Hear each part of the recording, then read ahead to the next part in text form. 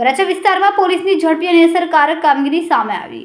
અપહરણ અને પોક્સો કેસમાં ફરાર ચાલી રહેલા વોન્ટેડ આરોપીને આખરે વરાછા પોલીસની ટીમે પકડી પાડ્યો।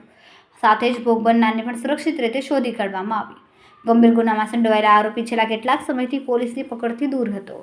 વરાછા પોલીસની ટીમે ટેકનિકલ સર્વેલન્સ અને બાતમીના આધારે કાર્યવાહી કરીને આરોપીને ઝડપી લીધો। પોલીસે ભોગ બનનારને સહી સલામત રીતે રેસ્ક્યુ કરીને પરિવારને સોંપવાની પ્રક્રિયા હાથ ધરી। કામગીરીને લઈને સ્થાનિકોમાં પોલીસ પ્રત્યે વિશ્વાસ વધ્યો। હાલ પોલીસે આરોપી સામે વધુ કાયદેસરની કાર્યવાહી શરૂ કરી છે।